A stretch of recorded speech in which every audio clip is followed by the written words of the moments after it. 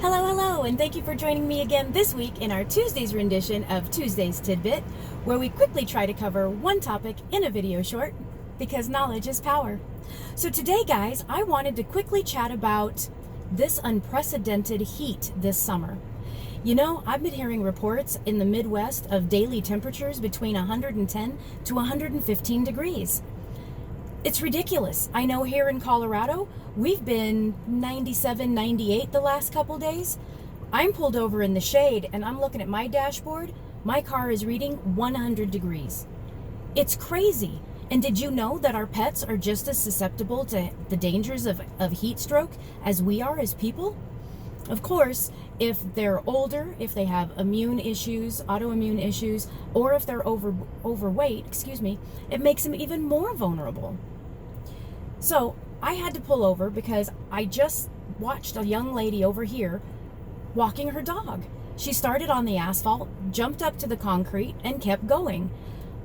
I gotta tell you, if that little puppy's little pads aren't already burned, they're on their way to being blistered. It's just not safe to be out in the heat of the day.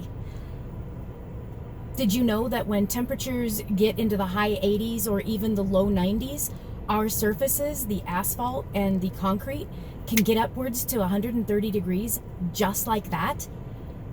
I know I wouldn't want to be walking on those surfaces with bare feet. They don't have soles on their feet or on their paws. Their little pawpaws are naked. And as a vet tech, I can tell you, I saw way too many times where pets would come in and they'd have blistered pads. It's just not healthy. It's not healthy for your pocketbook, and it's certainly not healthy for their health and comfortability.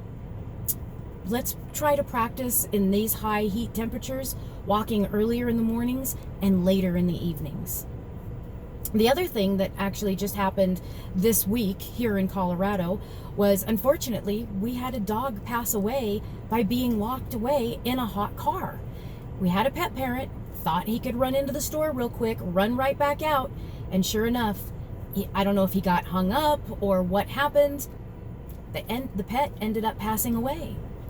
Back in 2017 here in Colorado, we passed, I think it's called the hot car law, which gives immunity, I should say, to any good citizen who will break into a locked car to help an animal or a person in distress. Unfortunately for this little guy last week, either he wasn't found in time or he just wasn't seen by any good citizen. So unfortunately, it didn't help him at all. Let's see. Oh, also because it's summertime, you know, we're doing a lot more outside. We're going to the farmers markets and to festivals, and those are fun and they're great. But I'm telling you, I'm watching these people bring their dogs. It's chaos. It's hectic. It's go, go, go. And their tongues are hanging out their mouths. They're panting. They're borderline heat exhaustion. Not to mention being out at festivals and such like that, we're actually exposing them to direct sun rays. The shorter haired breeds and the lighter colored breeds, they can get sunburnt just like we can. And if they have immunity issues, they can actually develop like hemangiosarcomas of the skin. Let's see what else. Oh, being locked in a car. Let's talk about that temperature. So again, when we start creeping up on the high 80s, low 90s, inside of a locked car, within 10 minutes, the thermostat can read 116 to 118 degrees. 10 minutes.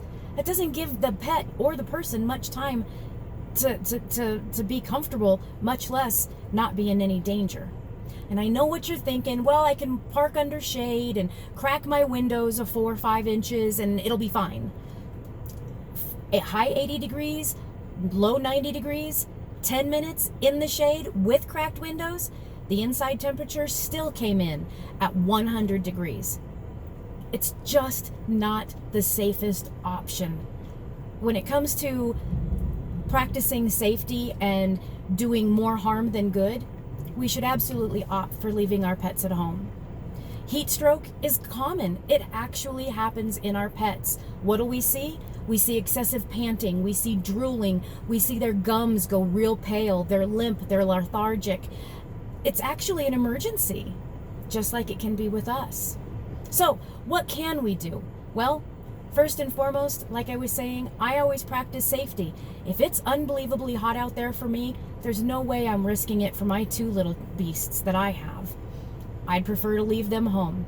Make sure that your air conditioner or evaporative cooler is on. I did have a call earlier in the last couple weeks where somebody was concerned that their pup was going into heat exhaustion, or they didn't know exactly what was going on. We had some panting, excessive panting. We had a little bit of drooling, and they were just lethargic and not wanting to move around. Upon closer examination, we found that the AC unit was triggering and going off in the middle of the day. It was just entirely too hot in the apartment.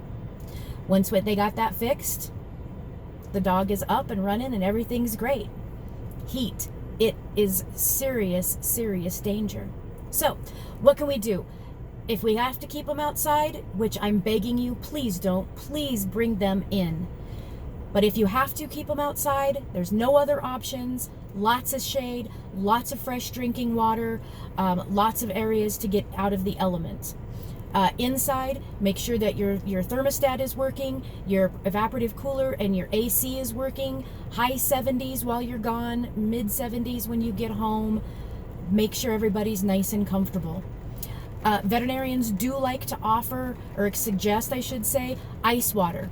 And I'll tell you, I'm a big fan of ice water in the heat of the day, in the middle of the day, not 24/7 around the clock. Food and water that is entirely too cold, ice cold, on a regular basis can actually inflame the pancreas, leading to pancreatitis. And then we have a whole different set of issues and food problems and vomiting, and it's just not pretty. So 1 bowl in the heat of the day with some ice in it. Other than that, just fresh, clean, filtered water is beautiful morning, evening, and night. I think that's about it.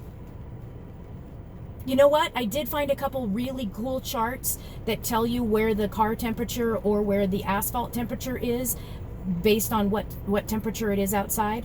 So if you'd like to know more, check me out on Facebook. I'll absolutely post that in a little bit. All right, that's it for now. I hope to see you next week. Take care. Bye for now.